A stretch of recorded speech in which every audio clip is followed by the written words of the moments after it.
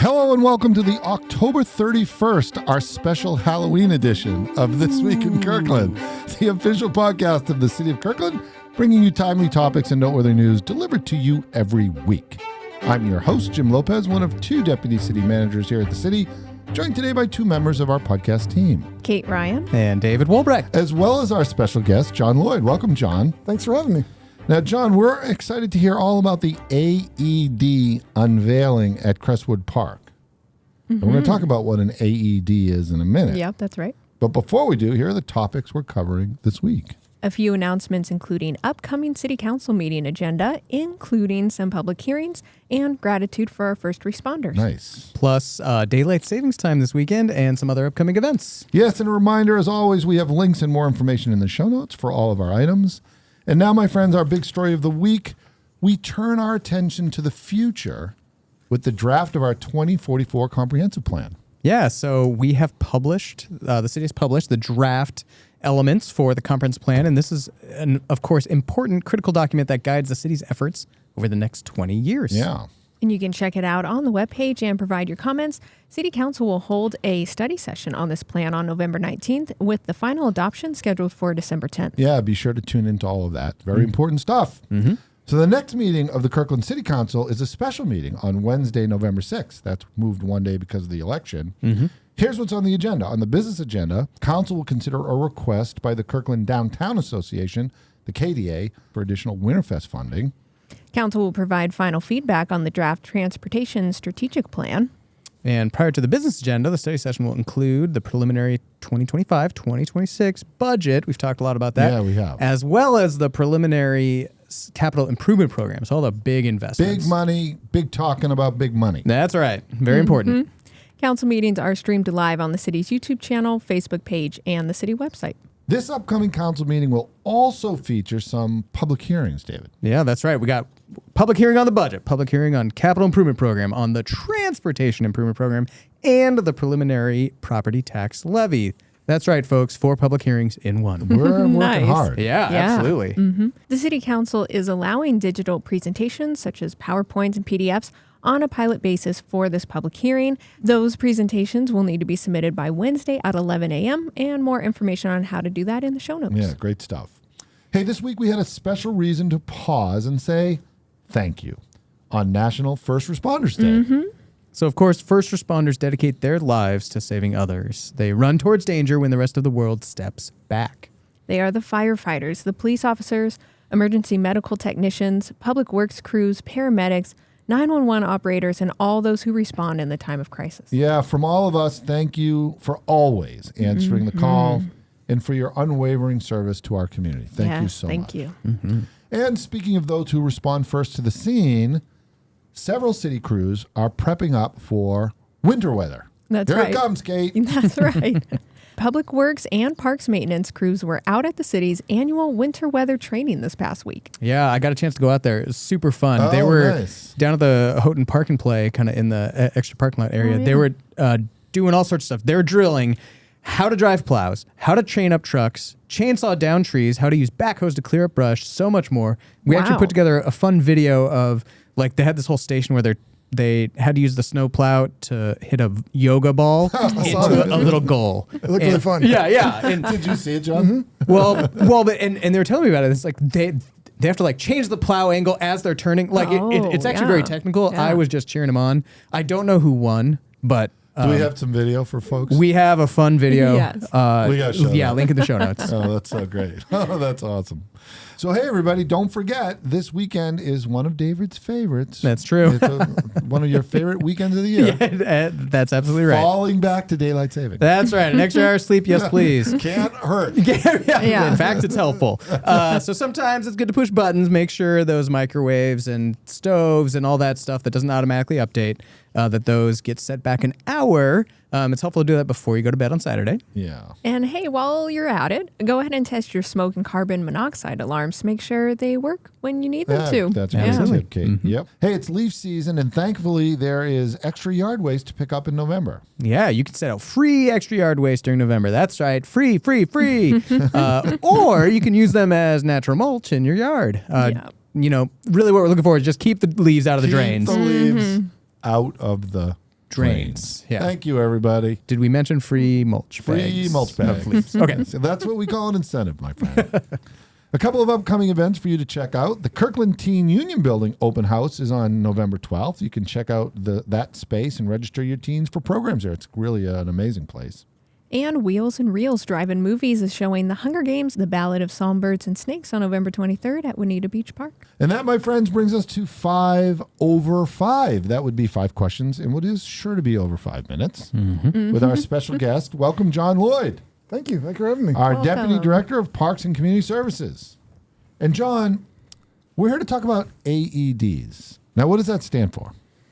Automated external defibrillator. That was our first quiz of the day. Yeah. One for one, John. One for one. Well done. Good. We're going to talk, and we've got a new program, right? We're getting AEDs in the parks? Yeah, Or more. we're rolling out AEDs throughout the park system. Do we currently Oh, have them, cool. or is this new? We have 5 installed currently, but we have plans to wow. install several more. Yeah, that's fantastic. So we're going to talk all about that, but first we have a couple of questions for you. Okay. That's our practice here. So are you ready? Yeah. Well, first, what does the Deputy Director of Parks and Community Services do for the city? I assume it's a lot, my friend. It depends on the day and depends on the hour. My role, I oversee a lot of the day-to-day operations of the department. Yeah. So I oversee our recreation division, which puts on all the fabulous recreation programs They that we are have. amazing. I oversee our parks management division, which takes care of all of our beautiful parks. Yeah. And I oversee our special event team, which helps facilitate all the Create community. special events. Creates and hosts the Yeah. events in Kirkland that we know. So you, all those, like Nice. the 4th of July parade and all that? Our team puts on the 4th of July parade. We took that over from the Kirkland Yeah. Downtown Association a couple years ago, and we take care of all that, the logistics and coordination with the various departments to make sure that event is safe and fun. So you probably get to hang out with the Deputy City Manager of External Affairs, too. Oh, yeah. All the time. All the time. Jim's popping in and out of my office. I'm sure that's kind of a highlight of your day. Oh, yeah. Love when you call. Thank you, John. Ping, do you have a minute? We do have fun. Wonder what's next. What's next?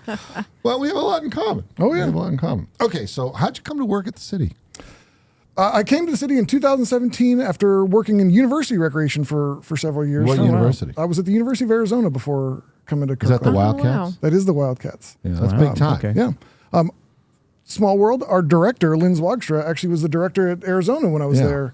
And so she joined the city about a year and a half before I did.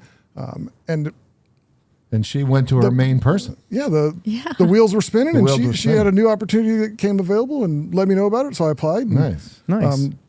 was lucky enough to be selected for the role, and I've been up here ever since. I'm loving it. Did Wow. you feel any tension now that you're in Husky land versus the Wildcats? Yeah. Did you go to Arizona? I didn't go to Arizona. Oh, I actually I grew up in Berkeley, so I'm a Cal fan. Oh, So I do get a little. that's I, right. did, I did get a little a hard time while I was there because Pac-12 was hard to root against.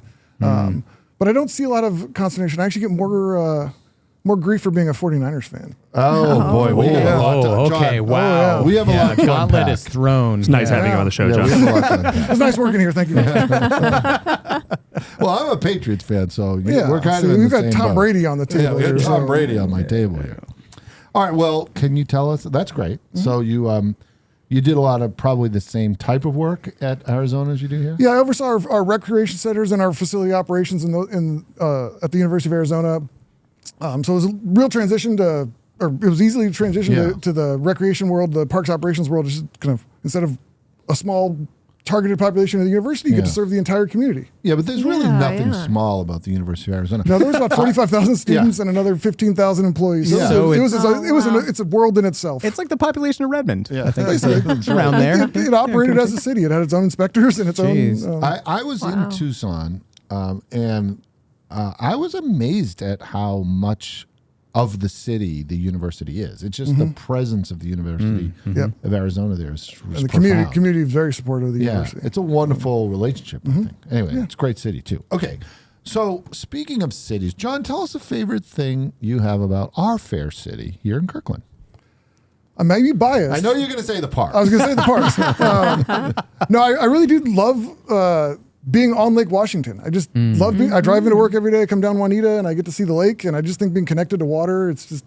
I really enjoy that. You can go one area, you got the lake. Another area, you can walk through the forest. The next time you're It is amazing. bustling downtown. So there's really a little bit of everything for no matter what you're looking for. Yeah, it's so Yeah. vibrant. It really is. Such a vibrant community. And all But kidding the aside, parks are great. We do have the best parks. So there. well maintained. They're so well maintained. Okay, so you're here to talk about AEDs. Tell us about AEDs in the park. Yeah, so last year, council asked us to start looking into the possibility of having AEDs out in the parks. And that is automated. Automated external defibrillators. Yes. This is to help people who are suffering from Sudden cardiac arrest. Yeah. So if someone's having a heart attack, an AED helps reset the rhythm of their heart so that it can beat back to normal rhythm again. Yeah. So Okay, so these are those little boxes that are usually red and they have like a little thing, and then you like take off some Velcro stuff and you put them on someone, and does it tell you what to do? yeah, the AED model that we have is a Oh, you have to tell us about this. It actually gives you instructions. it does when you turn it on, it'll walk you through. It'll tell you exactly what the first steps are. Turn it on, connect the pads. Wow. If you've had an That's AED training, they're made to be pretty user friendly and walk you through because every model is slightly different. So some models will beep and tell you exactly how fast to do CPR. Other models will tell you exactly one step to the next. Okay, gotcha. And so they're really made to help facilitate their use and make sure they're easy to use. One of the benefits of the model that we got is that some AEDs you need to switch out the pads if it's an adult versus a child. Ours are universal, so you can just press a different button and it activates it into child mode, and it reduces the amount of power that goes into the AED. Wow. So it's like a robot. Yeah, Yeah. It's like they're a very like smart, auto very healer. smart little devices. And so this is in an emergency situation. So this, it's a heavy situation. So why do we have them at parks and by athletic fields? Yeah, we wanted to put the AEDs out in our parks at our active sites, so where we have sports fields, sport courts, Sure. or just our heavily used community parks where there's a lot of people there. Got it. Because Well, of that because of the high risk nature of our sports Yeah. and the folks playing sports out there, that's where you're most likely to have a cardiac incident, and so that's where we Gotcha. wanted to make sure that the resources were available. So, John, is there training for those folks that want to get trained in AEDs? Yeah, the city partners with the Medic One Foundation to provide training if you're interested in getting certified to use an AED. No, great stuff. Yeah. And so, what parks are they going to be at?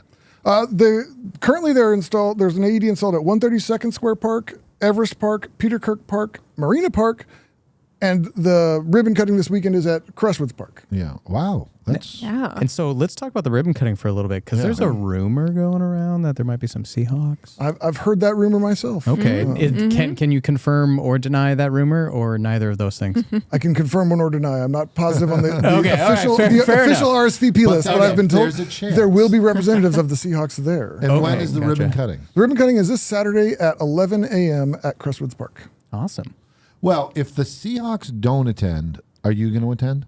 I'm going to be there. Well, you're a football right. player. Yes, You played football. I did play football. I don't play anymore. You don't play anymore. You Yeah. played in college? I did play in college. Oh, wow. Where? I went to Cal Poly in Cal San Luis Obispo. Oh, California. wow. Fantastic. What And you're- position? Yeah. I played center.